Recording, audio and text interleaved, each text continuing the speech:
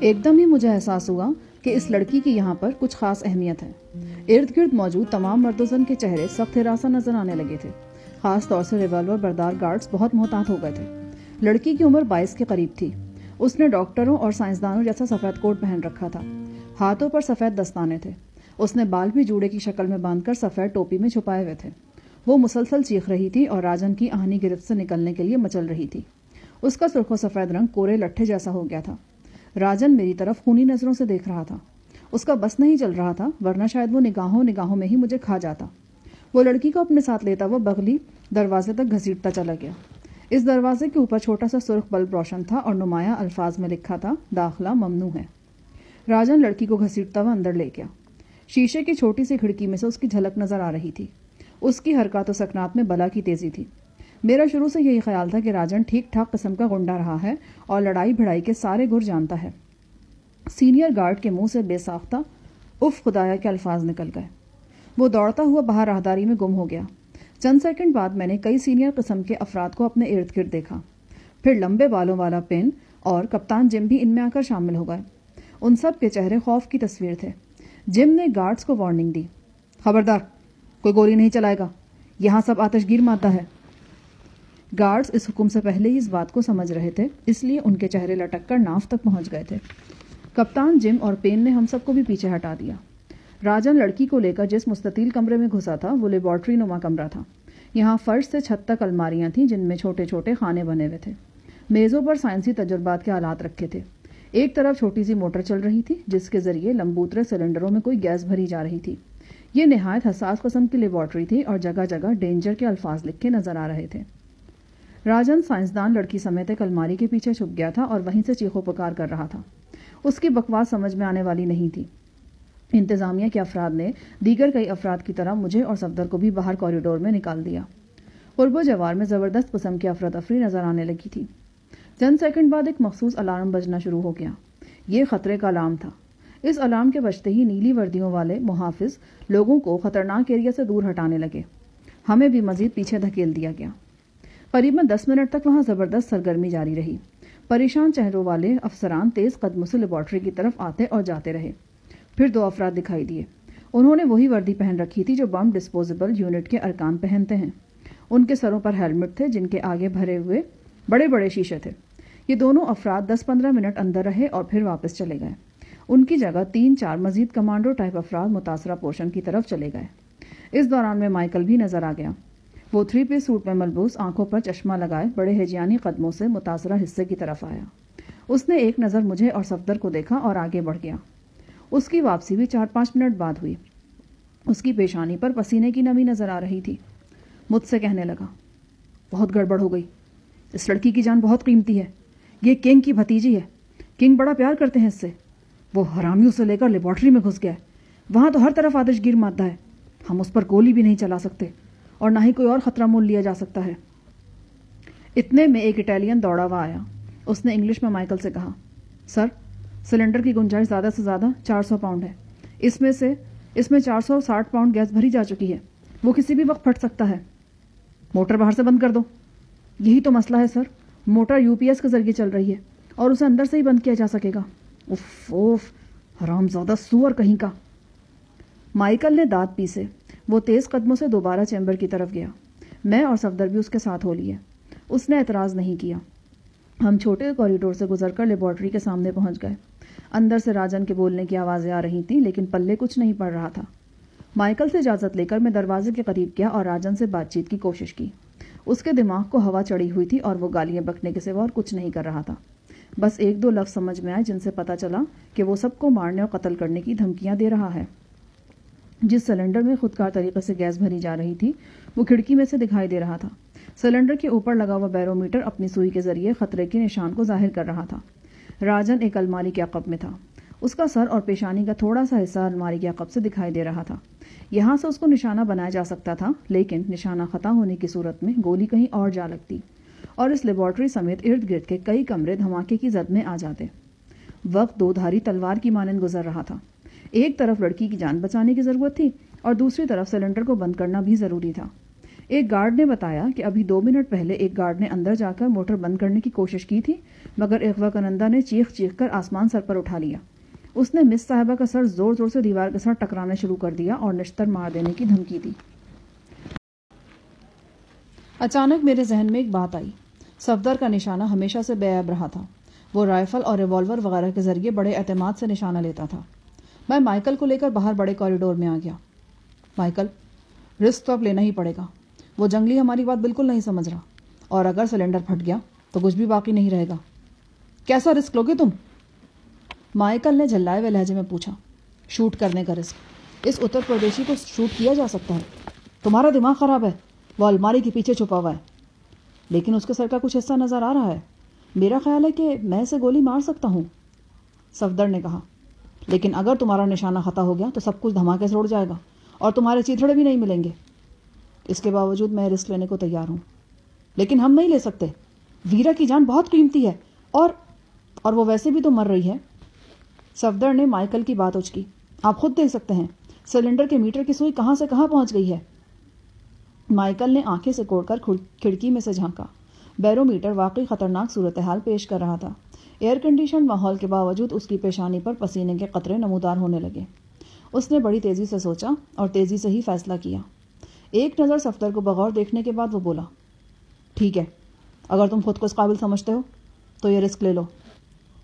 مجھے 0.25 کا کولٹ پسٹل فراہم کر دیں، صفدر نے کہا۔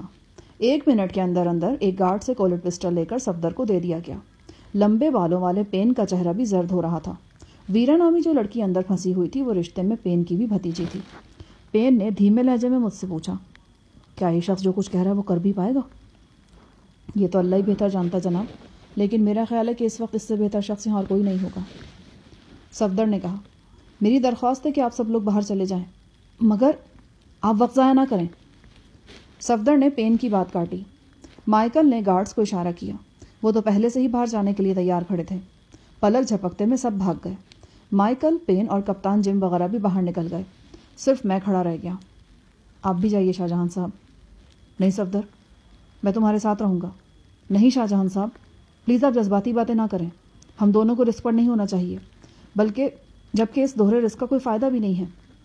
مگر مجھے یہ گوارا نہیں ہے صفدر۔ بات آپ کی گوارا ہونے یا نہ ہونے کی نہیں ہے۔ اگر اللہ نہ کرے ہم دونوں کو کچھ ہو گئے تو باقی ساتھیوں کا کیا بنے گا؟ پلیز آپ جائیے۔ اس نے مجھے قریباً دھکے دے کر باہر نکال دیا۔ صفدر، احتیاط سے، میں نے لیبارٹری کا بیرونی دروازہ بند ہونے سے پہلے کہا۔ گارڈز مجھے قریباً 100 میٹر دور ایک چوکور کمرے میں لے گئے۔ یہاں ایک ٹی وی اسکرین پر لیبارٹری کا اندرونی منظر نظر آ رہا تھا۔ مائیکل، پین، جم سب یہیں موجود تھے اور بڑے انہماک سے ٹی وی اسکرین کو دیکھ رہے تھے۔ راجن بدستور آہنی الماری کے عقب میں تھا۔ وہ گاہے گاہے ہذیان بکنے لگتا، مگر اس کے الفاظ سمجھ نہیں آ رہے تھے۔ کبھی کبھی لڑکی کی گھٹی ہوئی چیخ بھی سنائی دے جاتی تھی۔ کیمرہ جس زاویے پر تھا وہاں سے راجن کے لڑکی کے جسم کا کوئی حصہ نظر نہیں آ رہا تھا، مگر صفدر کو یقیناً راجن کے سر کا کچھ حصہ دکھائی دے رہا تھا، اور اس بات کا یہ ثبوت تھا کہ صفدر بڑی توجہ سے راجن کا نشانہ لینے میں مصروف تھا۔ وہ لیبارٹری کی کھڑکی میں سے راجن کو نشانہ بنانا چاہ رہا تھا۔ دونوں ہاتھوں میں پسٹل تھام کر اس نے بازو سیدھے کر لیے اور دیوار کا سہارا لے لیا۔ اس کا پورا جسم ساکت تھا اور بازو تو جیسے پتھر کے تھے۔ یہ زندگی اور موت کا نشانہ تھا۔ یہ ایک ایسا فائر تھا جس پر 3 زندگیوں کا انحصار تھا، اور اس میں خود فائر کرنے والے کی زندگی بھی شامل تھی، اور اس فائر کے لیے وقت محدود تھا۔ نہ جانے کیوں صفدر کا اعتماد دیکھ کر میرا دل کہہ رہا تھا کہ وہ ایک کامیاب فائر کر لے گا۔ پھر آتش گیر مادے سے لدی ہوئی اس لیبارٹری میں دھماکے کی آواز گونجی۔ یہ پسٹل کا دھماکہ تھا۔ کسی کے زمین پر گرنے کی آواز آئی اور ویرا نامی لڑکی چیختی ہوئی الماری کے پیچھے سے نکلی اور بیرونی دروازے کی طرف بھاگی۔ اس کا سفید کوٹ پھٹا ہوا تھا اور بال کھل چکے تھے۔ میں نے ٹی وی اسکرین پر صفدر کو دیکھا۔ اس نے ایک بار پھر دلیری کا مظاہرہ کیا۔ بجائے اس کے کہ وہ لڑکی کے ساتھ ہی بھاگ کر باہر آ جاتا، وہ اندر کی طرف دوڑا۔ لیبارٹری کے دوسرے کونے میں جا کر اس نے وہ پریشر پمپ بند کر دیا جو سلنڈر میں مسلسل گیس بھرتا چلا جا رہا تھا۔ کمرے میں موجود سب افراد کے چہرے بے اختیار کھل اٹھے۔ سب اٹھ کر لیبارٹری کی طرف دوڑے۔ ویرا نامی وہ خوبرو لڑکی تو نہ جانے کہاں غائب ہو گئی تھی۔ ایسی بھاگی کہ کہیں نظر ہی نہیں آئی۔ ہم لیبارٹری میں پہنچے۔ میں نے صفدر کو بے اختیار گلے لگا لیا۔ مائیکل اور پین وغیرہ نے بھی اس کے لیے تعریفی کلمات کہے۔ ہم نے الماری کے عقب میں پہنچ کر دیکھا۔ راجن وہاں مردہ پڑا تھا۔ گولی اس کے بائیں ابرو کے اوپر سے کھوپڑی میں داخل ہوئی تھی اور گاڑھا خون قالین پر زیادہ پھیلنے نہیں پایا تھا، بلکہ تھوڑے سے حصے میں جذب ہو گیا تھا۔ نشتر اس کے قریب ہی پڑا تھا۔ اس کی لاش کو گارڈز نے گھسیٹ کر الماری کے پیچھے سے نکالا تو قالین پر خون کی سرخ لکیر سے کھنچ گئی۔ یہی وہ خون تھا جو اس گرم مزاج شخص کے اندر ہر وقت اچھالے مارتا رہتا تھا۔ اس خون نے اس سے نہ جانے کیسے کیسے کام کرائے تھے اور اس نے کہاں کہاں اپنی کہانیاں چھوڑی تھیں، لیکن یہ ساری کہانیاں بہت دور انڈیا میں کہیں بکھری ہوئی تھیں۔ اتر پردیش کے کسی نہ کسی علاقے میں یقیناً ان کہانیوں کا وجود ہوگا، لیکن آج ان گلی کوچوں سے ہزاروں میل دور اس لیبارٹری میں راجن کی آخری کہانی وائنڈ اپ ہو گئی تھی۔ ایک باکمال نشانے باز کی چلائی ہوئی ایک گولی نے اس جسیم شخص کو ٹھنڈا ٹھار کر دیا تھا۔ اس واقعے نے کیمپس کے طول و عرض میں کھلبلی سی مچا دی۔ ہمیں کیمپس ہی کے کمرے میں بٹھا دیا گیا اور انتظار کرنے کو کہا گیا۔ چند روز کے اندر یہ کیمپس میں اس طرح کا مار دھاڑ کا دوسرا واقعہ تھا۔ پہلے واقعے میں پروفیسر نے ایک لڑکی کو قتل کر کے دوسرے کو یرغمال بنا لیا تھا، اور آج اس دوسرے واقعے میں راجن نے ایک نوجوان سائنسدان کی گردن پر نشتر رکھ دیا تھا۔ پہلے واقعے میں اغوا کنندہ اپنے مقصد میں جزوی طور پر کامیاب رہا تھا، آج دوسرے واقعے میں اغوا کنندہ ہلاک ہوا تھا۔ قریباً 2 گھنٹے بعد ہمیں کنگ کی طرف سے بلاوا آیا اور مختلف مراحل سے گزرنے کے بعد ہم کنگ کی خدمت میں پیش ہوئے۔ وہ آج بھی اسی طلسمی نشستگاہ میں تھا جہاں اس سے پرسوں ملاقات ہوئی تھی۔ زرد آنکھوں والا چھپکلا اس کے کندھے پر بالکل ساکت بیٹھا تھا۔ سامنے والی دیوار پر موجود ٹی وی اسکرینز میں سے چند ایک کے سوا باقی سب تاریک تھیں۔ کنگ نے اپنے پاؤں نیم گرم پانی کے برتن میں ڈبوئے رکھے تھے اور نیم اریاں لباس والی حسین و جمیل لڑکی اس کے پاؤں کو غسل دینے میں مصروف تھی۔ ہماری آمد پر کنگ نے لڑکی کو اشارہ کیا اور وہ پانی کے برتن سمیت اٹھ کر باہر چلی گئی۔ کنگ نے ہمیں خوشامدید کہا۔ اس کی تعریفی نظریں صفدر پر لگی ہوئی تھیں۔ یقیناً اس کو 2 گھنٹے پہلے پیش آنے والے واقعے کی رپورٹ مل چکی تھی۔ ویل ڈن جنٹل مین، ہمیں پہلے سے یقین تھا کہ شاہ کی طرح تم بھی ہمارے لیے بہت کارآمد ثابت ہو گئے۔ آپ کی ذرا نوازی ہے جناب، صفدر نے کہا۔ شاہ کی بھی تعریف کرنا پڑتی ہے کیونکہ اس نے بروقت فیصلہ کیا اور مجرم کو شوٹ کرنے کی ذمہ داری تمہیں سونپنے کا کہا۔ شکریہ سر، میں نے کہا۔ تم کچھ خاموش ہو شاہ؟ نہیں، ایسی کوئی بات نہیں۔ ہماری نظر دھوکہ نہیں کھا سکتی، کچھ نہ کچھ تو ہے، بولو کیا بات ہے؟ جناب آپ کو معلوم تو ہو ہی گیا ہوگا، یہ سارا معاملہ اس وقت شروع ہوا جب اتر پردیشی راجن نے مجھ پر حملہ کرنا چاہا، اور اس کے حملے کی وجہ یہ تھی کہ وہ مجھے کملا کا قاتل سمجھ رہا تھا۔ اس نے پکار کر مجھے قاتل اور آبرو کا لٹیرا کہا۔ مجھے بہت دکھ ہوا جناب، وہ میرے لیے بچی کی طرح تھی، شاید بیٹی کی طرح۔ اوہو، ہمیں افسوس ہوا۔ ہم نے جن کو ہدایت کی تھی کہ وہ اتر پردیشی بردوں کو لڑکی کی موت سے آگاہ کرے اور اس کے ساتھ ان بردوں کو یہ بھی باور کرا دے کہ اس واقعے میں تمہارا قطن ہاتھ نہیں ہے، پر شاید جم یہ کام ٹھیک سے نہیں کر سکا۔ اس کے ساتھ ہی کنگ نے کنٹرول پینل پر ایک بٹن دبایا، ایک اسکرین روشن ہو گئی۔ فربا اندام کپتان جم کھانے کی میز پر نظر آیا۔ وہ ایک سور کی ران روسٹ ران سے نبرد آزما تھا۔ ہیلو کیپٹن جم، کنگ نے کہا۔ یس سر۔ جم نے چونک کر کیمرے کی طرف دیکھا اور کھڑا ہو گیا۔ کھانا کھا کر ہمارے روم میں آؤ۔ میں کھانا کھا چکا ہوں سر، بس میں پہنچ رہا ہوں، جم نے نیپکن سے ہاتھ صاف کرتے ہوئے کہا۔ کچھ ہی دیر بعد جم ہمارے سامنے موجود تھا۔ کنگ نے کہا، جم، ہمیں یقین ہے کہ تم جہاز چلانے کے علاوہ بھی کچھ کام اچھے طریقے سے کر سکتے ہو، یہی وجہ ہے کہ فرصت کے اوقات میں ہم تمہیں کچھ ذمہ داریاں سونپتے رہتے ہیں۔ یہ آپ کی کرم فرمائی ہے کنگ، ورنہ بندہ کس قابل ہے؟ کپتان جم دبنگ ہونے کے باوجود کنگ کے سامنے ناچیز نظر آ رہا تھا۔ ہم نے تم سے کہا تھا کہ انڈین بردوں کے نئے گروپ کے سامنے شاہ کی پوزیشن صاف ہونی چاہیے، لیکن ایسا نہیں ہو سکا۔ ابھی کچھ دیر پہلے جو ہنگامہ ہوا ہے اس کی بنیادی وجہ ہی یہ ہے کہ اس گروپ کے سامنے شاہ کی پوزیشن صاف نہیں ہوئی۔ وہ جو شخص مارا گیا ہے شاہ کو انڈین لڑکی کا قاتل قرار دے رہا تھا۔ جناب، میں نے تو اپنی سے پوری کوشش کی ہے، اس کے لیے باقاعدہ 2 ترجمانوں کی مدد حاصل کی گئی تھی، اور جہاں تک میرا خیال ہے جناب، وہ لوگ کافی حد تک قائل بھی ہو گئے تھے۔ وہ مسٹر شاہ کی کافی عزت کرتے ہیں، بھروسہ رکھتے ہیں مسٹر شاہ پر۔ جہاں تک حملہ آور کا تعلق ہے جناب، وہ اس گروپ میں شامل نہیں تھا۔ مجھے معلوم ہوا کہ وہ زخمی ہو کر اسپتال میں تھا، وہیں اسپتال میں اسے انڈین لڑکی کی موت کی خبر ملی اور وہیں سے نکل کر اس نے شاہ پر حملہ کیا۔ جم کی دلیل میں وزن تھا۔ راجن اس لاک اپ میں موجود نہیں تھا جہاں دیگر قیدیوں کو رکھا گیا تھا۔ اگر ہوتا تو بھی وہ سمجھانے بجھانے سے قائل ہونے والا نہیں تھا۔ وہ ملاقات کا نہیں، مکالات کا آدمی تھا، اور میرے ساتھ اسے خدا واسطے کا بیر تھا۔ بہرحال جم کی طلبی سے یہ فائدہ ضرور ہوا کہ کنگ نے ایک بار پھر اسے ہدایت کی کہ انڈین مردوں کے ذہن میں میرے بارے میں کسی بھی قسم کی غلط فہمی باقی نہ رہنے دی جائے۔ جم کے جانے کے بعد کنگ نے ایک بار پھر صفدر کے لیے توصیفی کلمات کہے۔ کچھ دیر کنگ کے ساتھ ادھر ادھر کی بات ہوئی، پھر کنگ اصل موضوع پر آ گیا۔ اس نے مجھ سے پوچھا کہ مائیکل اور اس کی بیوی والے مسئلے کا کیا ہوا۔ جناب، کل میں نے مسز شائستہ سے بات کی تھی۔ وہ تھوڑی دیر کے لیے کمرے سے باہر بھی آئی تھی، لیکن پھر واپس چلی گئیں۔ وہ ذہنی طور پر ازحد اپسٹ ہیں۔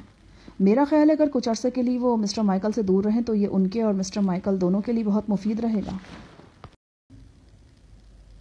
لیکن ایسی کیا بات ہو گئی ہے کہ وہ مائیکل کے ساتھ ایک چھت تلے ہی رہنے کو تیار نہیں ہے؟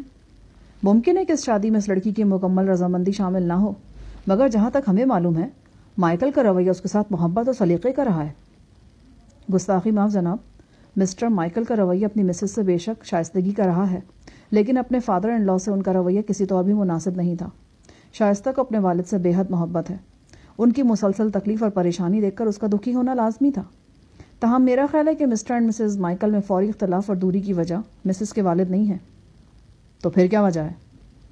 اس کی وجہ مسٹر اینڈ مسز مائیکل کا وہ بچہ ہے جو 1.5 ماہ قبل پیدا ہوا تھا۔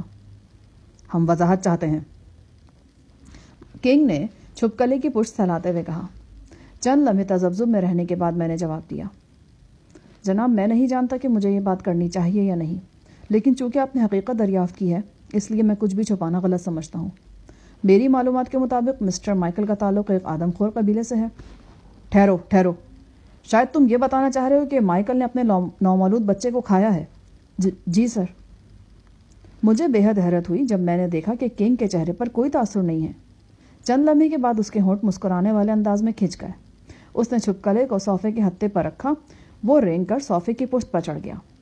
شاہ، تم اس وقت افریقہ میں ہو، تمہیں یہاں کے ماحول کے مطابق ہی سوچنا اور عمل کرنا ہوگا۔ جیسا کہ تم بخوبی جانتے ہو مائیکل کا تعلق منیامی قبیلے سے ہے۔ ان خاص لوگوں کے خاص رسم و رواج ہوتے ہیں۔ جو کچھ تم ہمیں بتانا چاہ رہے ہو وہ تم لوگوں کے لیے شاید غیر معمولی اور انوکھا ہو، لیکن ان لوگوں کے لیے بالکل عام بلکہ غیر اہم سی بات ہے۔ وہ لڑکی جو مائیکل کی بیوی ہے اسے معلوم ہونا چاہیے تھا کہ وہ بالکل مختلف لوگوں میں داخل ہو رہی ہے۔ اسے ان لوگوں کو تمام اچھائیوں اور برائیوں سمیت قبول کرنا ہوگا۔ میں کنگ کو کیسے بتاتا کہ وہ سیدھی سادی لڑکی اپنے وحشی شوہر کو اس کی تمام برائیوں سمیت قبول کر چکی تھی؟ مگر یہ برائی نہیں تھی، یہ تو ایک قیامت تھی۔ ایک حشر تھا جو پروفیسر کی بیٹی کے ساتھ برپا ہوا تھا۔ اس کا لخت جگر دنیا میں آنے کے تھوڑی ہی دیر بعد اپنے وحشی باپ کے خونخوار جبڑوں تلے کچلا گیا تھا اور اس کے شکم میں پہنچ گیا تھا۔ وہ ہمکتی ہوئی معصوم زندگی جو 5 سال تک ماں کے پیٹ میں رہی تھی، آنن فانن موت میں بدلی تھی اور باپ کے پیٹ میں پہنچ گئی تھی۔ اب اس زمین دوست دنیا کا یہ بے تاج بادشاہ کہہ رہا تھا کہ یہ کوئی غیر معمولی بات نہیں ہے۔ جب وہ اسے عام کہہ رہا تھا تو پھر کون خاص کہہ سکتا تھا؟ میں نے خاموشی سے سر جھکا دیا۔ کنگ شاید میری دلجوئی کے لیے بولا، ہاں کسی حد تک شاید مائیکل سے بھی غلطی ہوئی ہے۔ اسے اپنی بیوی کو صورتحال کے لیے پہلے سے تیار کر لینا چاہیے تھا۔ بہرحال اب جو ہونا تھا وہ ہو چکا۔ اس کا اتنا طویل سوگ منانے کی کیا ضرورت ہے؟ تم اس لڑکی سے 2-4 ملاقاتیں اور کرو، اسے سمجھاؤ کہ اسے ایک نہایت طاقتور اور بااختیار شخص کی بیوی بننے کا موقع ملا ہے۔ وہ کیوں اپنا گھر خراب کرنے پر تلی ہوئی ہے؟ وہ تھوڑی سی برداشت کے ساتھ کام لے۔ جو باتیں اسے آج عجیب اور بری لگ رہی ہیں کل اس کے لیے قطعی عام ہو جائیں گی۔ انسان کے ذہن میں قدرت نے تبدیلی کی بہت گنجائش رکھی ہوئی ہے۔ ٹھیک ہے جناب، جیسا آپ کہتے ہیں میں ویسا ہی کروں گا۔ باقی اگر تم کہتے ہو تو ہم مائیکل سے بات کریں گے، اسے کہیں گے کہ وہ اپنے فادر ان لا سے بہتر سلوک کرے۔ میرا ذاتی خیال یہ ہے جناب کہ اگر باپ بیٹی کی ملاقات کرا دی جائے تو صورتحال پر اچھا اثر پڑے گا۔ مسز شائستہ کی ذہنی پریشانی کا دور مختصر ہو جائے گا۔ ہمارے خیال میں تو یہ کام ذرا مشکل ہوگا۔ مائیکل نے ہمیں بتایا تھا کہ بیوی سے اس کے بگاڑ کی وجہ یہی ہے کہ وہ شخص اپنی بیٹی کی جان نہیں چھوڑتا۔ وہ کسی نہ کسی طور ہر وقت اس کے ذہن پر مسلط رہتا ہے اور اسے اپنے لاڈ پیار کے گھیرے سے نکلنے نہیں دیتا۔ میں یہ کہنے کی جسارت کروں گا جناب کہ مسٹر مائیکل کا تجزیہ درست نہیں ہے۔ نہ جانے کہ وہ باپ بیٹی کی محبت سے الرجک ہو گئے ہیں، حالانکہ یہ ایک فطری جذبہ ہے۔ پروفیسر کی بیٹی اس کی زندگی کا محور تھی، وہ اس کے بغیر زندہ رہنے کا تصور بھی نہیں کر سکتا۔ لیکن وہ تو زندہ ہے، حالانکہ مائیکل اسے باور کرا چکا ہے کہ اس کی بیٹی زچگی کے دوران میں ختم ہو چکی ہے۔ گستاخی معاف جناب، آپ اسے زندگی نہیں کہہ سکتے۔ وقوع کے روز میں نے پروفیسر کو بہت قریب سے دیکھا ہے۔ وہ نیم پاگل ہو چکا جناب، وہ کسی بھی وقت اپنی یا کسی اور کی جان لے سکتا ہے۔ اس سیدھے سادے کمزور بندے میں ایسی تبدیلیاں آئی ہیں جنہیں محسوس کر کے میں کانپ اٹھا ہوں۔ प्रोफेसर की बेटी अपने बच्चे की हौलनाक मौत के सदमे से तो शायद संभल जाए, लेकिन अगर उसके बाप को कुछ हुआ तो शायद वो भी जिंदा ना रह सके। मैंने बाप बेटी की इस गैर मामूली मोहब्बत को महसूस किया है, और अगर आपको मुलाहिजा करने का मौका मिले तो मुझे यकीन है आप भी ज़रूर महसूस फरमाएंगे। इन दोनों को जुदा रखकर हम कुछ हासिल नहीं कर सकेंगे जनाब। अच्छा ठीक है, हम इस बारे में माइकल से बात करेंगे। इतने में मुख्तसर लिबास वाली नौखेज मुलाजिमा अंदर आई। उसने बड़े अदब से झुककर किंग के कान के पास सरगोशी की। किंग ने इस बात में सर हिला दिया। थोड़ी देर बाद बगली दरवाज़ा खुला और एक खूबरू लड़की अंदर आ गई। ये वही माजबीन थी जो करीबन 3 घंटे पेशतर एक सख्त तरीन मुसीबत में गिरफ्तार हो गई थी। ये वही लेबॉर्ट्री वाली लड़की वीरा थी जिसे राजन ने दबोच लिया था। इस संगीन वाक़े के नतीजे में निश्तर का एक कट लड़की की सुराहीदार शफाफ गर्दन में लगा था। अब वहाँ छोटी सी बैंडेज नजर आ रही थी। उसके एक रुखसार पर भी चंद खराशें मौजूद थीं।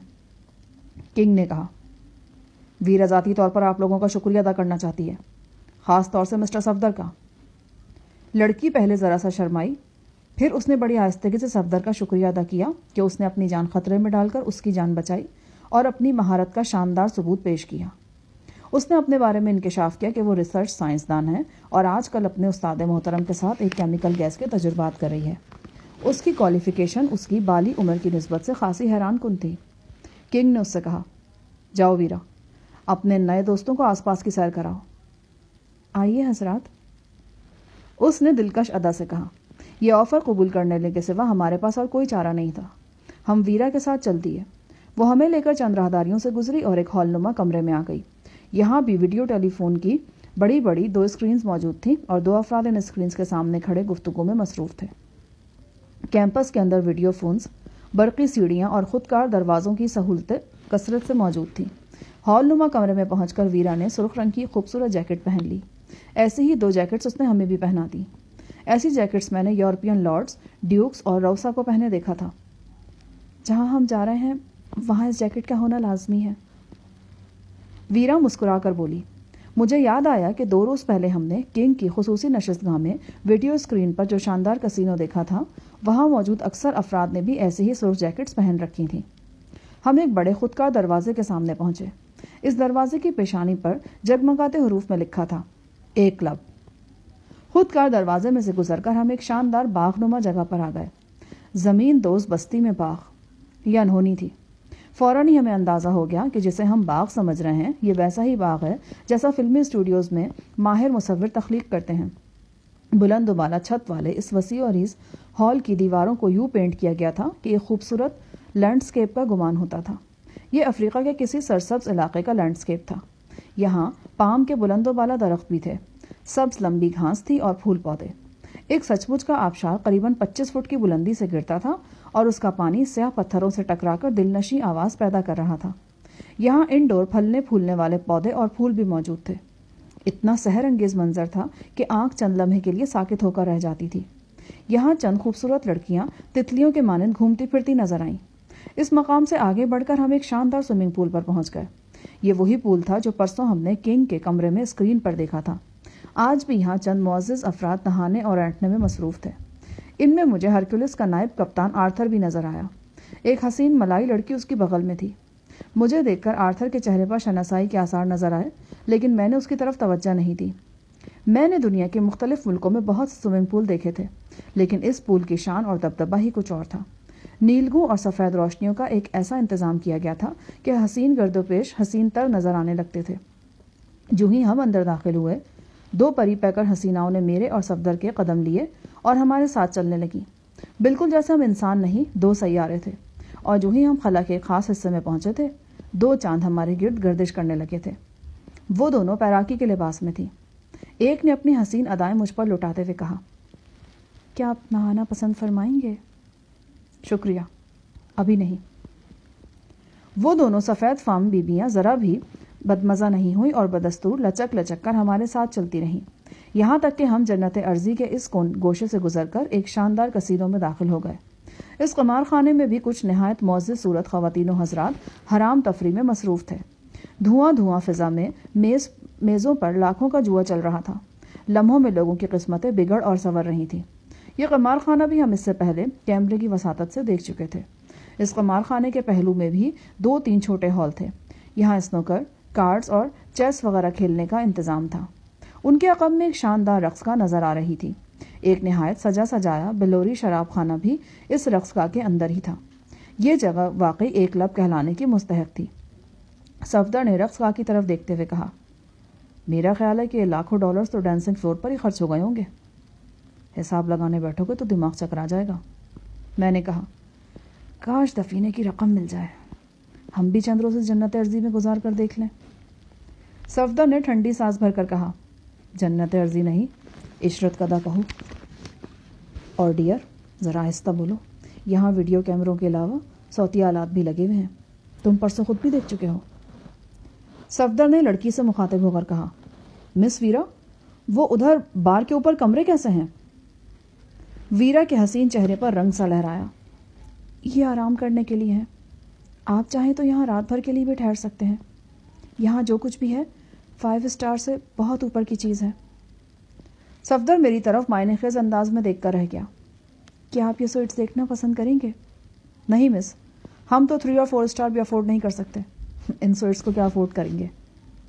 सफदर ने कहा। वो एक अदा से मुस्कुराई। ये सब कुछ आपके लिए फ्री है, बल्कि अगर आप कसीनो जाना चाहें तो आपको फौरी तौर पर रकम भी मुहैया की जा सकती है।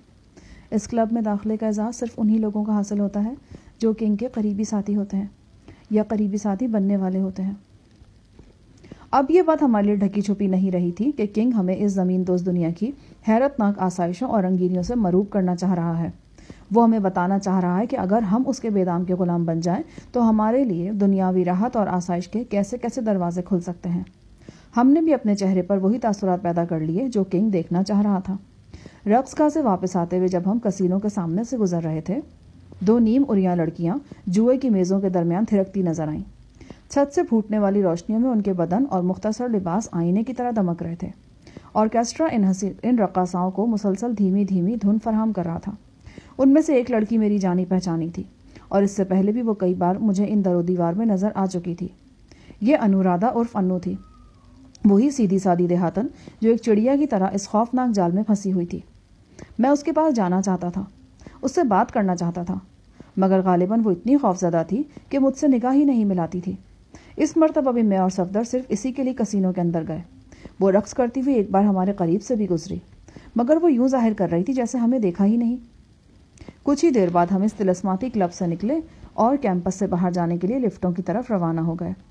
वीरा गाहे गाहे सफदर को लगावट की नज़रों से देख लेती थी। मैंने वाज़ेह तौर पर महसूस किया कि वो सफदर में दिलचस्पी ले रही है। वो एक भरपूर लड़की थी और तालीम याफ्ता भी। कोई भी नौजवान उसकी रफ़ाकत पर रश्क कर सकता था, मगर सफदर अजब आज़ाद मर्द था। वो वीरा की निगाहों के जावियों से कतई बेपरवाह नज़र आ रहा था। रात 9 बजे के करीब हम अपनी रिहाइशगाह वाक़े हॉस्टल में वापस पहुंच गए। दरवाजे में दाखिल होते ही सबसे पहले जरीगुल से मुलाकात हुई। वो बेकरारी से कॉरिडोर में टहल रहा था। उस्ताद साहब, अब कहाँ रह गया था? वो छूटते ही बोला, ओए, इस तरह तो बीवियाँ बोलती हैं। आप मजाक मत फरमाओ उस्ताद साहब, वो हम सख्त परेशान था। इधर वही सूरत हाल बना हुआ था जो फिल्म बाजी में निशा साहिबा ने बनाया था और गाया था, आप भी जाओ सनम, तुमको हमारा कसम। सफदर ने तसी की। उसने कहा था, ठहर भी जाओ सनम, तुमको मेरी कसम। सफदर भाई, तो तुम बीच में ज़रूर अपना टांग अड़ाएगा। उस्ताद साहब, आपको बता कर जाना चाहिए था कि इतना देर लगेगा। आप जानता ही है कि गजाला बीबी आजकल आपके हवाले से परेशान रहता है।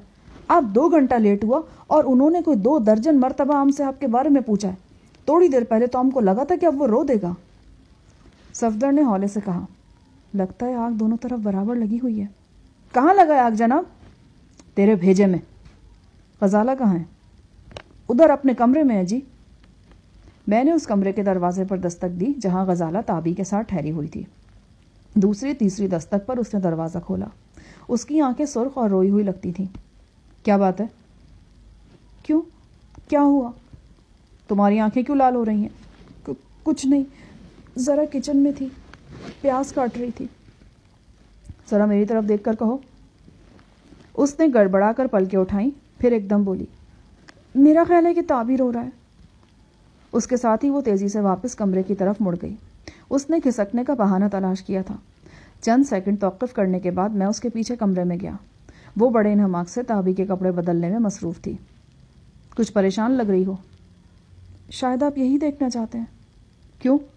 میں نے سے کیا کر دیا؟ آپ تو کچھ بھی نہیں کرتے، میں ہی ہمیشہ غلط سمجھتی ہوں۔ لگتا ہے کہ ناراض ہو۔ نہیں۔ اس نے میری طرف پشت کیے کیے انکار میں سر ہلایا۔ اس نہیں میں سینکڑوں ہاں پوشیدہ ہیں۔ کیوں تابی؟ ٹھیک کہہ رہا ہوں نا میں؟ تابی کچھ سمجھے بغیر ہنسنے لگا۔ ابھی اس نے نکر نہیں پہنی تھی۔ میں نے اسے گود میں اٹھا لیا۔ اس نے ایک دم میری ناک میں انگوٹھا پھنسایا اور بے ڈھنگے طریقے سے کھینچنے لگا۔ او کیا کرتے ہو؟ غزالہ نے جلدی سے اس کے ہاتھ پر چپت لگائی۔ اس نے ناک سے انگوٹھا نکالتے ہی میرے سر کے بال پکڑ لیے۔ تابی، لگتا ہے تم بھی مجھ سے ناراض ہو، لیکن بات کیا ہے یار؟ استاد صاحب، بات یہ کہ آپ دیر سے آیا ہے، زری نے اندر داخل ہوتے ہوئے کہا۔ یار ابھی تو صرف 9 بجے ہیں۔ ہاں، صبح کے 9 بجتے پھر دیر ہوتی، غزالہ نے ہولے سے کہا اور بغلی دروازے میں اجھل ہو گئی۔ میں مسکرائے بغیر نہیں رہ سکا۔ کھانا بھی کسی نے نہیں کھایا تھا۔ ہم نے کھانے کے کمرے میں اکٹھے ہی ڈنر کیا۔ کھانے میں دال ماش اور گوشت کی ڈش بھی تھی۔ میں سمجھ گیا کہ یہ غزالہ نے تیار کی ہوگی۔ اسے ان 2-3 ڈشز کا پتہ تھا جو مجھے پسند تھیں۔ پہلا نوالہ لیتے ہی مجھے یقین ہو گیا کہ ڈش غزالہ نے خود تیار کی ہے۔ پتہ نہیں آج بھوک زیادہ ہے یا کھانا ہی کچھ زیادہ مزے کا لگ رہا ہے۔ میں نے سر ہلاتے ہوئے کہا، ہاں مجھے بھی ایسا ہی لگ رہا ہے۔ صفدر نے بے دہانی سے کہا۔ میں نے دیکھا کہ غزالہ کے ہونٹ مسکرانے والے انداز میں کھنچ گئے ہیں۔ اس نے اپنی تعریف نوٹ کر لی تھی۔ کھانے کے بعد میں اور صفدر کچھ دیر ڈرائنگ روم میں بیٹھے آج کے واقعات پر تبصرہ کرتے رہے اور آئندہ کا لاہ عمل سوچتے رہے۔ جو کچھ ہم نے آج کیمپس میں دیکھا تھا وہ سب ایک خواب کی طرح لگ رہا تھا، ایک حسین طلسماتی خواب۔ رات قریباً 11 بجے میں سونے کے لیے اپنے کمرے میں چلا گیا۔ تابی ابھی تک جاگ رہا تھا، لہٰذا غزالہ بھی جاگ رہی تھی۔ کسی وقت ان کے کمرے سے مجھے تابی یا غزالہ کے بولنے کی آواز آ جاتی تھی، پھر یہ آوازیں مدھم پڑ گئیں اور ختم ہو گئیں۔ شاید وہ دونوں سو گئے تھے۔ میں اپنی جگہ چت لیٹا رہا۔ نہ جانے کب میں نے اونگنا شروع کیا اور کب یہ اونگ نیند میں بدل گئی۔ دوبارہ میری آنکھ ایک مدھم شور سے کھلی۔ میں نے لیٹے لیٹے اپنے کان آواز کے سمت میں لگائے۔ یہ سائرن کی آواز تھی، خطرے کا وہی سائرن جو آج سے پہر کیمپس میں بجایا گیا تھا جب راجن لیبارٹری میں گھس گیا تھا۔ اب ایک بار پھر وہی سائرن کیمپس کے بجائے ہاسٹل میں گونج رہا تھا۔ میں جلدی سے اٹھ کر بیٹھ گیا۔ ڈوری کھینچ کر میں نے کھڑکی سے پردہ ہٹایا۔ قریباً دور 1 فرلانگ کے فاصلے پر مجھے سرخ روشنی نظر آئی۔ یہ روشنی آگ کی علامت تھی۔ پھر مجھے چند شعلوں کی جھلک بھی نظر آئی جو 2 منزلہ مکانوں کے عقب سے اٹھ رہے تھے۔ ابھی میں کھڑا سوچ ہی رہا تھا کہ اچانک دائیں جانب والی کھڑکیوں میں سے ایک کھڑکی دھماکے سے کھلی اور کوئی لپک کر اندر داخل ہو گیا۔ اس کے ہاتھ میں رائفل نظر آ رہی تھی۔ وہ ایک پرچھائی کی طرح میری طرف بڑھا، پھر اس کی وحشتناک آواز کمرے میں گونجی، ہینڈز اپ، گولی مار دوں گا۔ میں اچھل کر رہ گیا۔ یہ پروفیسر اللہ دتا کی آواز تھی۔ سوئچ بورڈ میرے قریب ہی تھا۔ میں نے لائٹ جلائی۔ پروفیسر کو دیکھ کر میں دنگ رہ گیا۔ اس کے ہاتھ اور چہرے پر تازہ زخم تھے، تھوڑی سے گوشت لٹک رہا تھا اور ہڈی تک نظر آ رہی تھی۔ اس کے کپڑے لہو لہان تھے اور آنکھوں میں دیوانگی چمک رہی تھی۔ ہینڈز اپ، اس نے پھر گرج کر کہا اور رائفل کا رخ میرے سینے کی طرف کر دیا۔ اگر مجھے یہ خوش فہمی تھی کہ بتی روشن ہونے کے بعد پروفیسر اپنی رائفل جھکا لے گا تو یہ فوراً ہی دور ہو گئی۔ پروفیسر کے لب و لہجے میں کوئی لچک نظر نہیں آئی۔ ادھر بیٹھ جا صوفے پر اور اپنے ہاتھ سر سے اونچے رکھو، وہ اجنبی لہجے میں غرایا۔ میں نے اس کی ہدایت پر عمل کیا۔ میرا ریوالور قریبی دراز میں موجود تھا، لیکن میں دراز کی طرف ہاتھ بڑھانے کا رسک ہرگز نہیں لے سکتا تھا۔ پروفیسر کو یہاں دیکھ کر میرے ذہن میں تہلکہ سمجھ گیا تھا۔ وہ گرفتار تھا اور اسے سخت پہرے میں رکھا گیا تھا۔ معلوم نہیں وہ کیسے آزاد ہوا تھا اور کیسے میرے کمرے تک پہنچ گیا تھا۔ ایک دم میرا ذہن آگ اور خطرے کے سائرن کی طرف چلا گیا۔ سائرن مسلسل بجتا چلا جا رہا تھا، تاہم اس کی آواز مدھم تھی اور کافی دور سے آ رہی تھی۔ میرے ذہن نے گواہی دی کہ اس آگ اور پروفیسر کی یہاں موجودگی میں ضرور کوئی تعلق ہے۔ پروفیسر، تم ہوش میں تو ہو؟ یہ کیا کر رہے ہو؟ میں بالکل ہوش میں ہوں۔ مجھے بتاؤ کہ وہ کتیا کی اولاد مائیکل کہاں ملے گا؟ مجھے مائیکل کا کیا پتا؟ اس کی رہائش تو نیچے کیمپس میں کہیں ہے۔ تم سب جانتے ہو، سب جانتے ہو تم۔ پروفیسر، مجھ سے بیگانوں والے لہجے میں بات مت کرو۔ میں نے تو… خبردار! پروفیسر گرجا۔ میرے ہاتھ سر سے ذرا نیچے آئے تھے اور اس کی انگلی ٹریگر پر بے قرار ہو گئی تھی۔ پروفیسر، میری بات تو سنو۔ خاموش! میں جانتا ہوں کہ تم بہت پھرتیلے ہو، مگر میں تمہیں گولی مارنے میں ایک لمحے کی دیر نہیں کروں گا۔ میں سچ کہتا ہوں شاہ جہاں، مجھ سے بچ جاؤ۔ میرے سر پر خون سوار ہے۔ ابھی کم از کم 4 بندے میرے ہاتھوں مرے ہیں۔ مجھے صرف اپنی بیٹی کے قاتل کا پتہ چاہیے۔ تم سے میری کوئی دشمنی نہیں، تم بس مجھے مائیکل تک لے چلو۔ اچانک طاقتور پسٹل کا فائر ہوا، ایک کھڑکی کا شیشہ ٹوٹا اور گولی پروفیسر کے سر کے اوپر سے ہوتی ہوئی چینی کے ایک گلدان کو چکنا چور کر گئی۔ پروفیسر نے پہلے سر نیچے جھکایا، پھر گھوم کر کھڑکی کے رخ پر 2-3 فائر کیے۔ اس کے بعد وہ ریوالور کے ساتھ ساتھ دوڑتا ہوا سیڑھیاں چڑھ گیا۔ جب وہ سیڑھیوں پر تھا، ایک بار پھر ریوالور اور پسٹل کے چند فائر ہوئے، لیکن میرا اندازہ تھا کہ پروفیسر محفوظ رہا ہے۔ اسی دوران میں بھی اپنا دراز سے ریوالور برآمد کر چکا تھا۔ 2 تربیت یافتہ گارڈز کھڑکی سے کود کر اندر آ گئے۔ انہوں نے اسی صوفے کے پیچھے پوزیشن لے لی جہاں میں بیٹھا ہوا تھا۔ وہ بلا تکان سیڑھیوں کے بالائی سرے کی طرف فائرنگ کرنے لگے۔ پروفیسر وہیں گیلری میں چھپا تھا۔ دھماکوں سے صفدر، زری، غزالہ اور گلسوم سبھی جاگ اٹھے۔ اچانک گیلری کی طرف سے 2-3 مرتبہ ٹرچ ٹرچ کی آواز آئی۔ مجھے اندازہ ہوا کہ پروفیسر کی پسٹل خالی ہو گئی ہے یا پھر اس میں کوئی گولی وغیرہ پھنس گئی ہے۔ پہلی بات کا امکان زیادہ تھا۔ پروفیسر کی رائفل سے نکلنے والی یہ آواز یقیناً تربیت یافتہ گارڈز نے بھی سن لی تھی۔ ان کے حوصلے بڑھ گئے۔ وہ صوفے کے عقب سے نکلے اور مجھ سے چند گز آگے جا کر انہوں نے سیڑھیوں کے قریب پوزیشن لے لی۔ یہاں سے وہ زیادہ آسانی کے ساتھ پروفیسر کو نشانہ بنا سکتے تھے۔ بے شک ابھی تھوڑی دیر پہلے تک پروفیسر نے میرے سینے پر رائفل رکھی ہوئی تھی، مگر میری ساری ہمدردیاں اب بھی پروفیسر ہی کے ساتھ تھیں۔ ریوالور میرے ہاتھ میں تھا۔ میں نے اپنا ریوالور والا ہاتھ نیچے رکھے 3 مرتبہ ٹریگر دبایا اور دونوں گارڈز کو عقب سے گولی مار دی۔ ایک کے سر میں سوراخ ہو گیا اور دوسرے کی پشت میں دل کے آس پاس 2 گولیاں اتر گئیں۔ صفدر اور زری قریبی کھڑکی سے یہ منظر دیکھ رہے تھے۔ گارڈز کے ہلاک ہوتے ہی میں سیڑھیاں پھلانگتا ہوا گیلری میں پہنچا۔ پروفیسر گیلری کے اندر ہی موجود تھا۔ اس نے رائفل کو لاٹھی کی طرح پکڑ لیا تھا۔ غالباً وہ مجھ پر حملہ کرنے کا ارادہ رکھتا تھا۔ اسے معلوم نہیں ہوا تھا کہ گارڈ سے اس کی جان چھڑانے کے لیے میں نے کتنا بڑا رسک لیا ہے۔ ریوالور میرے ہاتھ میں تھا۔ پروفیسر، تم بڑی غلطی کر رہے ہو، خود کو ہلاکت میں ڈال رہے ہو۔ تم جس جال میں ہم تم پھنسے ہوئے سے توڑنا ہمارے بس میں نہیں ہے۔ مجھے کسی کی پرواہ نہیں ہے، میں تو خود موت کو ڈھونڈتا پھرتا ہوں۔ بس مرنے سے پہلے میں اس درندے کی بوٹیاں کرنا چاہتا ہوں۔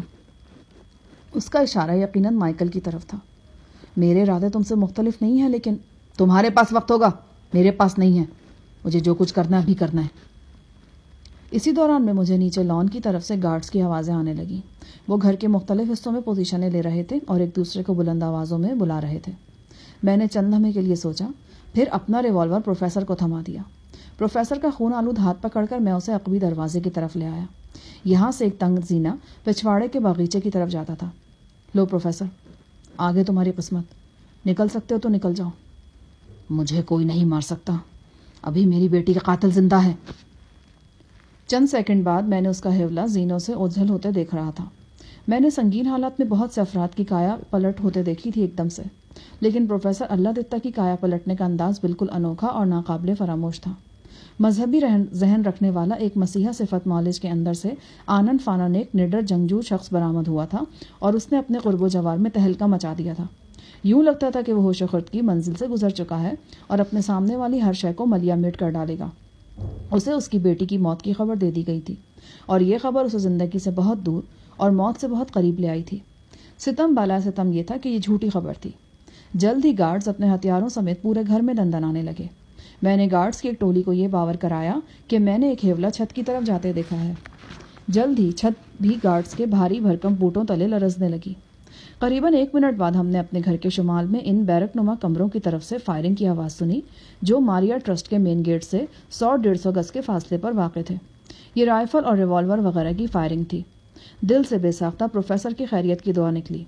تھوڑی دیر بعد ہاسٹل کی خوبرو انچارج سوزی، ہاسٹل کا نیا ہیڈ انچارج ڈیجون اور کچھ دیگر بااختیار افراد بھی گارڈز کے ہمراہ ہمارے مکان پر پہنچ گئے۔ پورے مکان کی لائٹس روشن کر دی گئی تھیں اور ہر جگہ کا اچھی طرح جائزہ لیا گیا۔ جس وقت پروفیسر نے کھڑکی کے راستے اندر گھس کر مجھے ہینڈز اپ کرایا تھا، ایک غیر مسلح چوکیدار نے کھڑکی میں سے صورتحال دیکھ لی تھی۔ بعد ازاں وہ اپنے ہتھیار وغیرہ لینے کے لیے کوارٹر کی طرف بھاگ گیا تھا۔ اس چوکیدار کے بیان کے بعد اور موقع کی شہادتوں کی موجودگی میں مجھے کسی طرح کی دشواری پیش نہیں آئی۔ میں نے جو اسٹیٹمنٹ دی وہ یہی تھی کہ جس وقت پروفیسر میرے کمرے میں گھسا، میں گہری نیند سو رہا تھا۔ پروفیسر نے پہلے مجھے ہینڈز اپ کرایا اور پھر میری دراز سے بھرا ہوا ریوالور بھی حاصل کر لیا۔ اسی دوران میں دونوں مقتول گارڈز بھی اندر گھس آئے۔ ان سے بچنے کے لیے پروفیسر سیڑھیوں کی جانب دوڑا اور اوپر گیلری میں چھپ گیا۔ گارڈز عقبی زینوں سے گیلری میں جانے کے لیے برآمدے کی طرف واپس دوڑے۔ اسی دوران میں پروفیسر نے فائرنگ کر کے انہیں ہلاک کر ڈالا۔ بعد ازاں میں پروفیسر پر ہاتھ ڈالنے کے لیے گیلری کی طرف بھاگا، تاہم اس دوران وہ نکل بھاگا۔ میری کہانی میں ایک دو چھوٹے چھوٹے زخم موجود تھے، لیکن مجھے امید تھی کہ انتظامیہ کی نظر اس طرف نہیں جائے گی۔ میرے کمرے کی کھڑکی سے جنوب کی طرف آگ کی جو سرخی دکھائی دے رہی تھی اب وہ کافی حد تک مان پڑ گئی تھی۔ لگتا تھا کہ آگ پر قابو پا لیا گیا ہے۔ خطرے کا سائرن بھی اب خاموش ہو گیا تھا، مگر قرب و جوار میں رات کے اس پہر جو تھرتھلی سی مچی تھی وہ کم نہیں ہوئی تھی۔ اندازہ ہو رہا تھا کہ پروفیسر نے واقعی 222 رائفل سے اندھا دھند گولیاں چلائی ہیں اور کم از کم 4 افراد کو قتل کر کے ہر طرف دہشت پھیلا دی ہے۔ پروفیسر نے چوتھا قتل ہماری قیام گاہ سے صرف 10-15 گز کی دوری پر کیا تھا۔ ایک مسلح گارڈ نے اسے روکنے کی کوشش کی تھی اور اس نے اس کے سر پر رائفل کا وزنی کندہ مار کر اسے نیچے گرا دیا تھا اور پھر کندے کی پے در پہ ضربوں سے اس کی کھوپڑی پچکا دی تھی۔ باقی 3 افراد بندی خانے میں ہلاک ہوئے تھے۔ یہ وہی بندی خانہ یعنی جیل تھا جہاں اس سے پہلے میں بھی گرفتار ابتلا رہ چکا تھا۔ اسی بندی خانے کی کوٹری میں ایک رات انچارج سوزی نے مجھ پر اپنی نوازشوں کی بارش کرنے کی کوشش کی تھی۔ اب وہ بندی خانہ کوئلے اور گرم راکھ میں بدل چکا تھا۔ سوزی کی زبانی مجھے معلوم ہوا کہ بندی خانے کو آگ لگانے والا پروفیسر ہی تھا۔ میں سوزی سے اس واقعے کی تفصیل پوچھنا چاہتا تھا، مگر وہ اس قدر پریشان تھی کہ میں نے ارادہ ترک کر دیا۔ دراصل وہ جس علاقے کی ذمہ دار تھی بندی خانہ بھی اسی علاقے میں آتا تھا۔ اب پروفیسر کے فرار اور بندی خانے کی تباہی کے حوالے سے جواب دہی کی تمام تر ذمہ داری سوزی پر آ گئی تھی۔ ہیڈ انچارج ڈوجون سخت مضطرب اور غضبناک نظر آتا تھا۔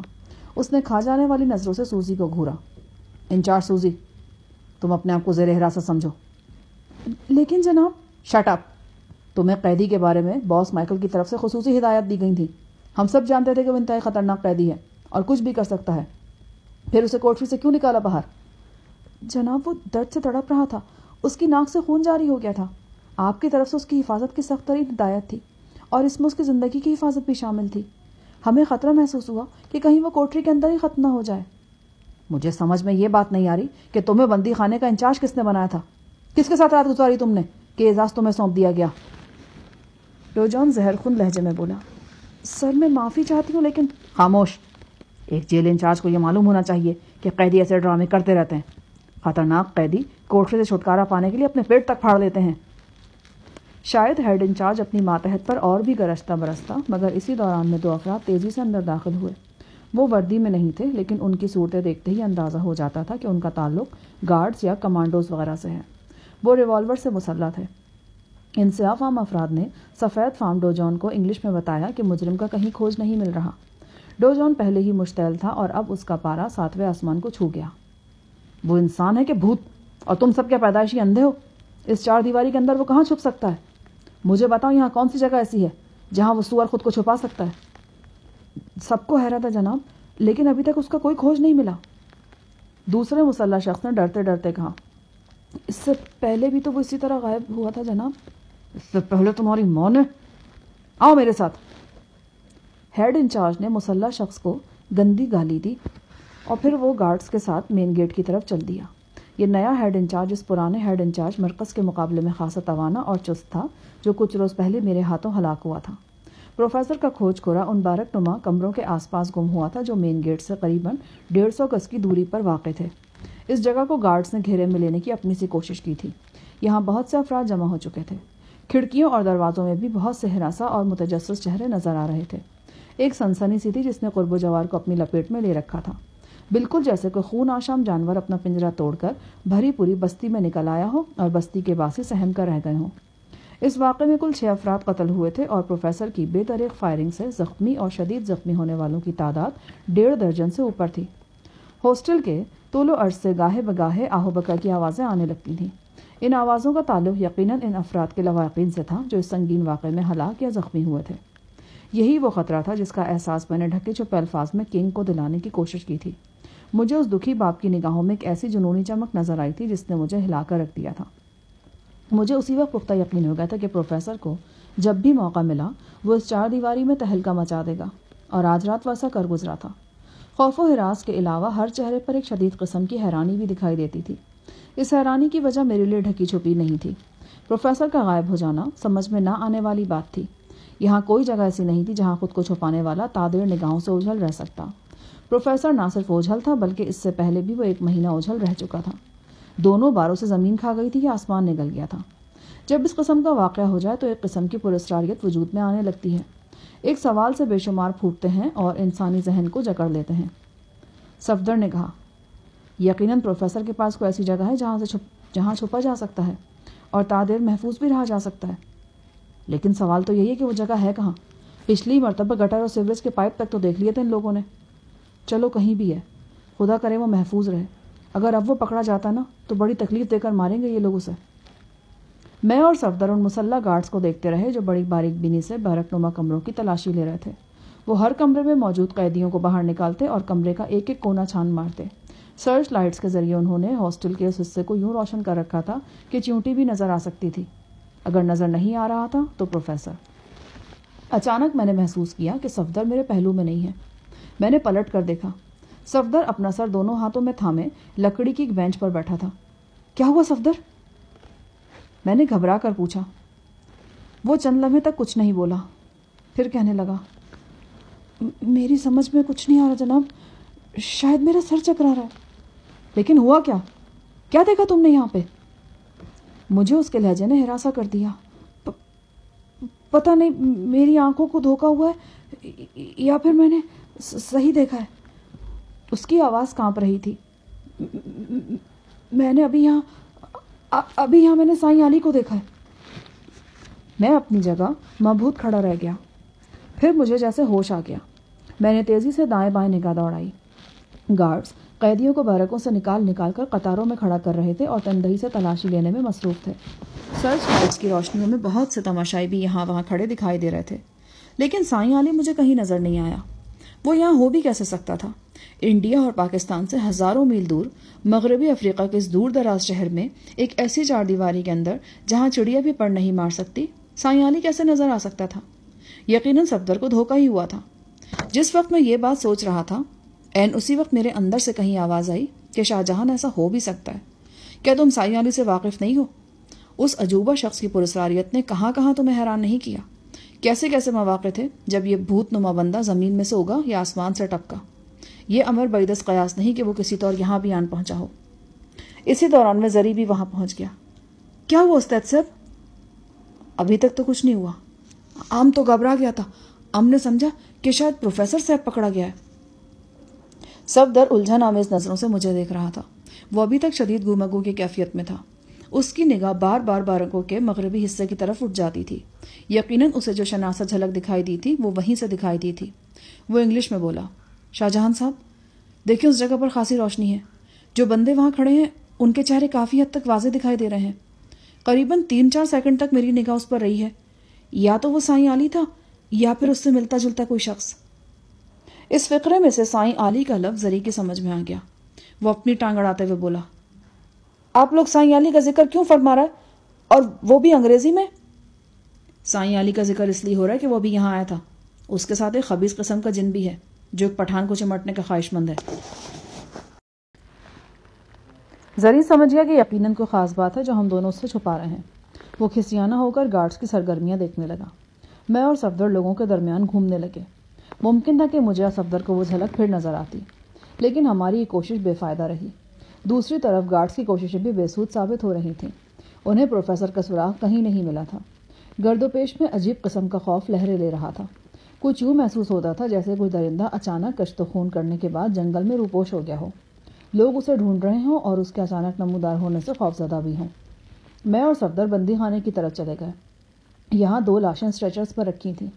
ان کے چہروں پر کپڑا ڈال دیا گیا تھا. یہ دونوں پروفیسر کے مقتولین میں شامل تھے. بندی خانہ ابھی تک سلگ رہا تھا. بس لوہے کے دروازے اور جنگلے سلامت تھے، باقی سب کوئلہ ہو گیا تھا. گارڈز کی زبانی معلوم ہوا کہ ایک لاش بندی خانے کے اندر ہی جل گئی ہے. ہاسٹل کا ہیڈ انچارج ڈوجون جلے پاؤں کی بلی بنا ہوا تھا. وہ اپنے ماتحتوں پر چیخ رہا تھا، انہیں ننگی گالیاں دے رہا تھا اور اس کے ساتھ ساتھ مختلف ہدایات بھی جاری کر رہا تھا. سوزی اس کے ساتھ نہیں تھی. میں جانتا تھا کہ اسے غفلت مجرمانہ کی پاداش میں گرفتار کر لیا گیا ہے. ہیڈ انچارج ڈوجون نے اس پر الزام لگایا تھا کہ وہ ایک خطرناک مجرم یعنی پروفیسر کی ٹھیک طرح سے حفاظت نہیں کر سکی، جس کی بنا پر مجرم نے بندی خانے سے نکل کر 6 افراد کو موت کے گھاٹ اتار دیا اور درجنوں کو گھائل کیا. اگلے 24 گھنٹے تک ہاسٹل کے طول و عرض میں سراسیمگی کی کیفیت رہی. گاہے گاہے آہو بکا کی آوازیں بھی ہمارے کانوں تک پہنچتی رہیں. پروفیسر کے بندی خانے سے نکلنے اور اندھا دھند فائرنگ کرنے کی کچھ اور تفصیلات بھی سامنے آئی تھیں۔ پروفیسر نے اپنی ناک کو اندر سے زخمی کر لیا تھا، جس کے بعد اس کے نتنوں سے خون جاری ہو گیا تھا۔ اس نے کوٹری میں خود کو شدید بیمار اور قریب المرگ ظاہر کیا۔ سوزی کوئی گھاک جیلر نہیں تھی۔ وہ پروفیسر کی حالت دیکھ کر گھبرا گئی۔ پروفیسر کو طبی امداد کے لیے باہر لایا گیا تو اس نے ایک گارڈ سے خود کا رائفل چھینی اور اپنے سامنے آنے والے ہر بندے پر گولی چلا دی۔ اس کی وحشت نے گارڈز کو تتر بتر کر دیا اور کچھ موقع سے بھاگ گئے۔ بعد ازاں پروفیسر ہمارے قیام گاہ تک پہنچ گیا اور مجھ پر رائفل تان کر مجھ سے مائیکل کا ٹھکانہ معلوم کرنے لگا۔ پروفیسر کا سرخ آنکھوں والا وحشت زدہ چہرہ بار بار میری نگاہوں میں گھوم رہا تھا۔ وہ ہر شے سے بیگانہ نظر آ رہا تھا اور اس کا ثبوت یہ تھا کہ اس نے مجھ کو بھی گن پوائنٹ پر رکھ لیا تھا، حالانکہ وہ جانتا تھا کہ اس چار دیواری میں ہم سے بڑھ کر اس کا ہمدرد اور کوئی نہیں ہو سکتا۔ مجھے پروفیسر کی آنکھوں میں صرف ایک ہی چیز نظر آئی تھی، مائیکل کے خون کی پیاس۔ مجھے یقین تھا کہ جس لمحے پروفیسر اور مائیکل کا آمنا سامنا ہوا، ان دونوں میں سے ایک قتل ہو جائے گا۔ ویسے امید نہیں تھی کہ عیار مائیکل ایسی غفلت کا مظاہرہ کرے گا۔ یقینی بات تھی کہ اس نئے واقعے کے بعد وہ پروفیسر کی طرف سے بے حد محتاط ہو جائے گا، خصوصاً اس اطلاع کے بعد کہ پروفیسر کے قبضے میں 222 رائفل بھی ہے۔ صفدر اور میں اپنے کمرے میں بیٹھے تھے۔ کچن سے چکن کی خوشبو اٹھ رہی تھی۔ کچن اور چکن کتنے ملتے جلتے لفظ ہیں، اور ان کا باہمی تعلق اکثر خوشگوار نتیجے پیدا کرتا ہے۔ ایسے نتائج خاص طور سے زری کو بہت پسند تھے۔ وہ بے قراری سے برآمدے میں ٹہل رہا تھا اور ڈنر کا انتظار کر رہا تھا۔ بھوک تو مجھے اور صفدر کو بھی لگی تھی، مگر ہمارا سارا دھیان کل رات والے نہایت ناخوشگوار واقعے کی طرف تھا۔ میں نے صفدر کو بتا دیا تھا کہ دونوں گارڈز جو اس چار دیواری میں ہلاک ہوئے میری فائرنگ سے ہوئے تھے۔ اپنا ریوالور پروفیسر کو دینے کے حوالے سے بھی میں نے صفدر کو آگاہ کر دیا تھا۔ صفدر نے سگریٹ کا کش لیتے ہوئے پرسوچ لہجے میں کہا، اگر پروفیسر کو معلوم ہو جائے کہ شائستہ زندہ ہے تو شاید وہ اپنے لیے اتنے زیادہ خطرات پیدا نہ کرے۔ یار یہ بات میرے ذہن میں بھی آئی تھی۔ جب میں نے پروفیسر کو عقبی سیڑھیوں سے اتارا تو میں نے سوچا کہ اسے شائستہ کے بارے میں بتا دوں، لیکن پھر ہمت نہیں پڑی۔ کیا مطلب؟ شائستہ مائیکل کے قبضے میں ہے اور مسلسل خودکشی کی دھمکیاں دے رہی ہے۔ معلوم نہیں کہ آئندہ چند دنوں میں اس کے ساتھ کیا کچھ ہو جائے۔ اگر خدا نخواستہ واقعی شائستہ کے ساتھ کچھ ہو گیا تو پروفیسر کے لیے دوہری اذیت ہوگی۔ زندگی کا بدترین صدموں سے 2 مرتبہ سہنا پڑے گا۔ صفدر نے چونک کر مجھے دیکھا۔ لگتا ہے کہ آپ شائستہ کے حوالے سے خاصے مایوس ہیں۔ بات تو کچھ مایوسی والی ہی ہے۔ دفعتاً ایک چیخ سنائی تھی۔ صفدر اور میں اچھل کر رہ گئے۔ گلسوم بھاگتی ہوئی ہمارے کمرے میں گھسی اور وحشی ہرنی کی طرح صفدر کے پیچھے چھپنے کی کوشش کرنے لگی۔ اس کے پیچھے ہی پیچھے زری بھی بھاگتا ہوا وہاں پہنچ گیا۔ زری کو دیکھ کر گلسوم اس کے بازو سے چمٹ گئی اور 1000 میل فی گھنٹہ کی رفتار سے بولنے لگی۔ وہ شنا زبان بول رہی تھی۔ ہمارے پلے کچھ نہیں پڑ رہا تھا، بس اتنا پتہ چل رہا تھا کہ وہ سخت خوفزدہ ہے اور بار بار اپنے ہاتھوں سے برآمدے کی طرف اشارہ کر رہی ہے۔ اس کا چہرہ زردی مائل تھا۔ کچھ دیر بعد گلسوم کی زبان ذرا سست پڑی تو زری نے بولنا شروع کیا۔ اب زری کے اپنے چہرے پر بھی تحیر اور سنسنی کے آثار نظر آ رہے تھے۔ چند لمحے تک زری اور گلسوم دونوں اندھا دھند بولتے رہے۔ پھر زری ہماری طرف متوجہ ہوا اور اس نے لرزاں آواز میں کہا، استاد سے گلسوم ایک بڑا گڑبڑ والا خبر سنا رہا ہے۔ وہ کہہ رہا ہے کہ اس نے ابھی تھوڑی دیر پہلے برآمدے میں پٹے پرانے کپڑوں والا فقیر دیکھا ہے۔ گلسوم کا خیال ہے کہ وہ سائیں علی ہے۔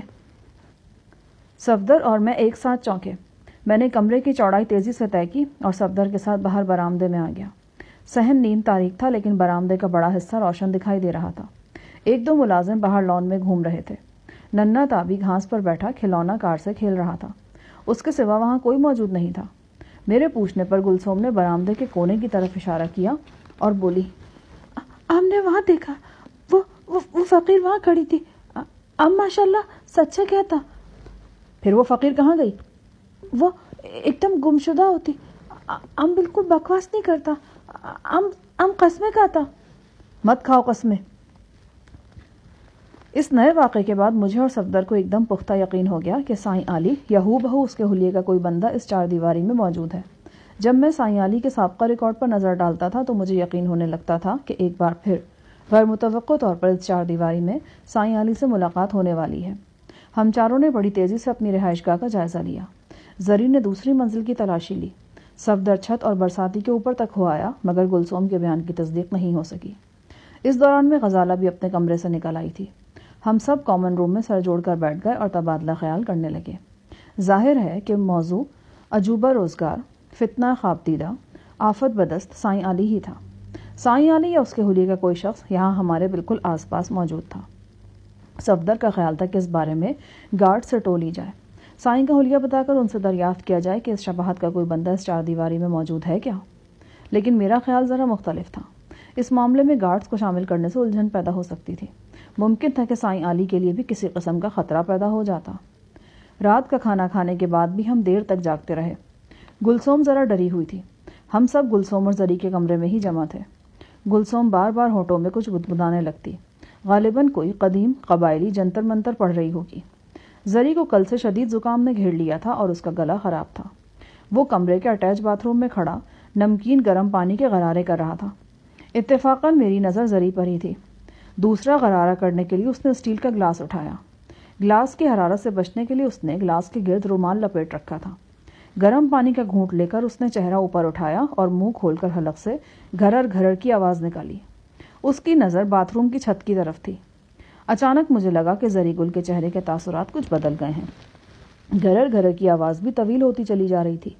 یہ آواز کچھ بدل بھی گئی۔ زری کی نظریں چھت پر تھیں اور ساکت ہو کر رہ گئی تھیں۔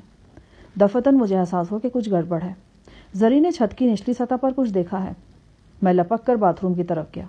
دروازے میں سر گھسڑ کر میں نے اوپر دیکھا اور زری کی طرح میں بھی مبہوت رہ گیا۔ اگر میں غرارہ کر رہا ہوتا تو میری حالت بھی زری جیسی ہوتی۔ اوپر چھوٹے سے پنکھے کے ساتھ کوئی شخص چمٹ کر بیٹھا ہوا تھا، اور یہ شخص بلا شبہ سائیں علی تھا۔ زری گل ڈری ڈری آوازیں نکالتا ہوا باتھ روم سے باہر آ گیا۔ ہم سب باتھ روم کے دروازے میں جمع ہو کر سائیں علی کو دیکھنے لگے۔ حیرت اور تجسس نے ہم سب کو گنگ کر رکھا تھا۔ پھر ایک دم مجھے ہوش آیا۔ میں نے غزالہ سے کہا کہ وہ کمرے کا دروازہ بند کر دے۔ غزالہ نے دوڑ کر دروازہ اندر سے بند کر دیا۔ اب سائیں ہمارے کسی ملازم کی نظر میں آنے سے محفوظ ہو گیا تھا۔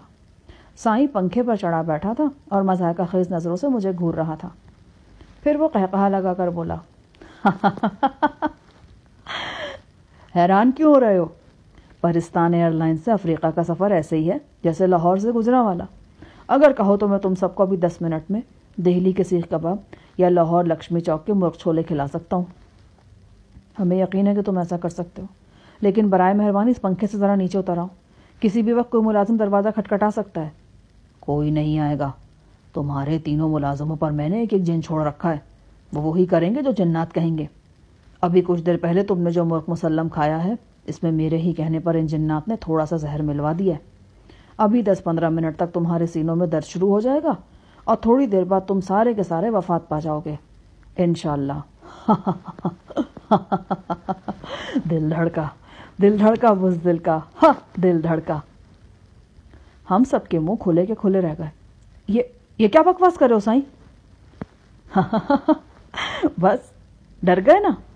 ایک طرف کہتے ہو کہ میں ڈرامے کرتا ہوں، میرے پاس کوئی موکل نہیں، کوئی شکتی نہیں، دوسری طرف زہر کا سن کر رنگ بھی پیلے پڑ گئے۔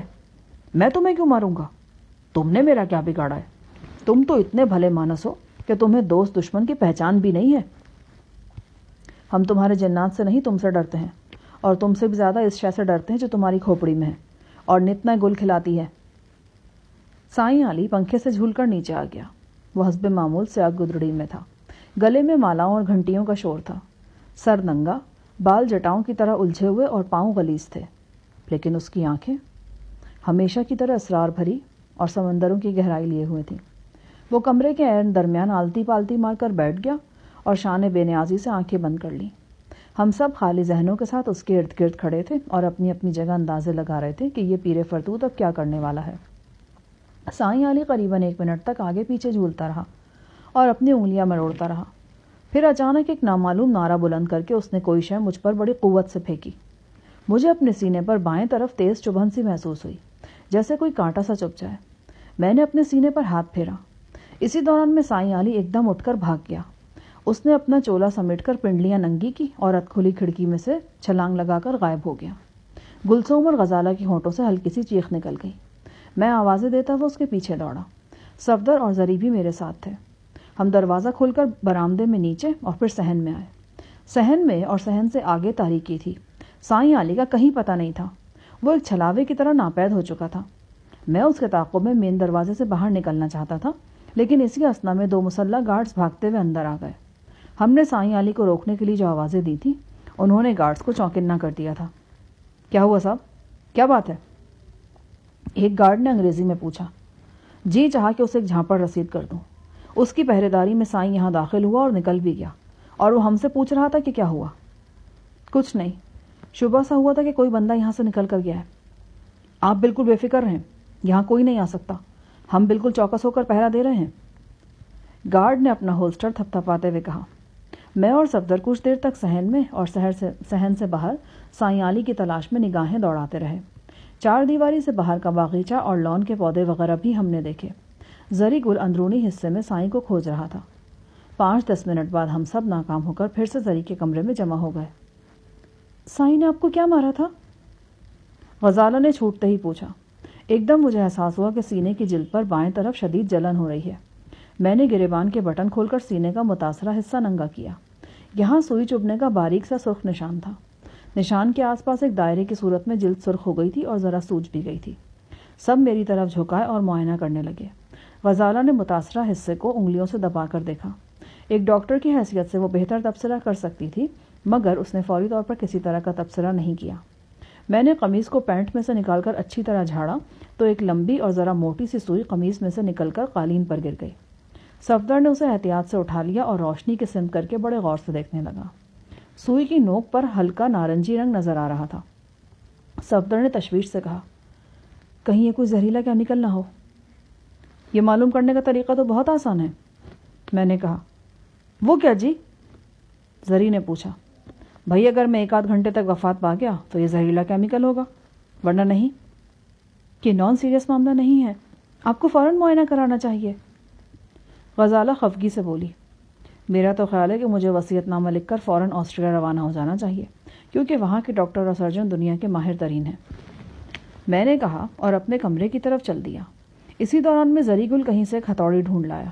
اس نے ہتھوڑی کا لوہا میرے سینے پر گھسنا شروع کر دیا اور بڑی سنجیدگی سے بولا، یہ بہت پرانا ٹوٹکا ہے لیکن ایک دم کارآمد ہے، لوہا ہر قسم کا زہر چوس لیتا ہے۔ میرے سینے پر ہتھوڑی رگڑنے کے بعد زری گل تو مطمئن ہو گیا، مگر باقی لوگوں میں کوئی مطمئن نہیں ہوا۔ بہرحال سوزش زیادہ نہیں بڑھی اور کچھ دیر بعد جلن بھی کم ہو گئی۔ ہم سب کامن روم میں آ بیٹھے اور اس بلائے ناگہانی پر تبصرہ کرنے لگے جو ایک ہی سائیں کی صورت میں ہم پر نازل ہوئی تھی۔ اس کا نظر آنا جتنا حیرت ناک تھا، غائب ہونا بھی اتنا ہی تعجب خیز تھا، اور غائب ہونے سے پہلے اس نے جو کچھ کیا تھا وہ بھی سمجھ میں نہ آنے والی بات تھی۔ مجھ پر اچانک سوئی چلا کر وہ بھگ ٹٹ بھاگ گیا تھا اور کسی بل میں جا کر گھس گیا تھا۔ صفدر اور زری کا مشترکہ خیال تھا کہ اگر سائیں یہاں موجود ہے تو وہ اکیلا نہیں ہے، سروج عرف الو کی پٹھی بھی اس کے ساتھ یہاں تشریف فرما ہوگی۔ ایک سوال یہ بھی تھا کہ سائیں یہاں کیسے پہنچا اور کس حیثیت سے یہاں موجود ہے۔ اس کی آمد کا مقصد یا مقاصد بھی فی الحال ہماری کوتاہ نظروں سے اوجھل تھے۔ بہت دیر تک اس فتنہ ساما عجوبے کے بارے میں سر کھپانے کے بعد صفدر اور زری اپنے اپنے کمروں میں چلے گئے۔ غزالہ تابی کو سلا کر ایک بار پھر میرے پاس میرے کمرے میں آئی۔ وہ میری جلد کی سوزش کے بارے میں فکر مند تھی۔ اس نے میری قمیض اتروائی اور ٹیبل لیمپ کی مدد سے دیر تک متاثرہ حصے کا معائنہ کرتی رہی۔ میرے انکار کے باوجود اس نے مجھے ایک انجیکشن لگایا اور جلد پر لگانے کے لیے آئنٹمنٹ دی۔ میں اس کی تشویش کو مسلسل ہنسی میں اڑا رہا تھا۔ بھئی ابھی میرے بہت سے کام ادھورے رہتے ہیں، میں اتنی جلدی مرنے والا نہیں ہوں۔ اس کی سنجیدہ آنکھوں میں اچانک نمی تیر گئی۔ آپ ایسی باتیں اس لیے کرتے ہیں نا کیونکہ آپ جانتے ہیں کہ ان باتوں سے کسی کو دکھ پہنچتا ہے۔ جس کو دکھ پہنچتا ہے میں اس سے بہت شرمندہ ہوں، مگر وہ ذات شریف ہے کس کی؟ بس ہے ایک پاگل، ایک مدت سے ایک سائے کے پیچھے بھاگ رہی ہے، ننگے سر اور ننگے پاؤں۔ کتنی مدت سے بھاگ رہی ہے؟ شاید اس وقت سے جب اس کے لیے زندگی صرف گڑیوں کا کھیل تھی۔ وہ سائے کے پیچھے کیوں بھاگ رہی ہے جبکہ جس شخص کا یہ سایہ ہے وہ بھی اس کے آس پاس موجود ہے؟ کہا ہے نا کہ پاگل ہے وہ۔ غزالہ نے عجیب سے درد کے ساتھ کہا اور اپنے کمرے میں چلی گئی۔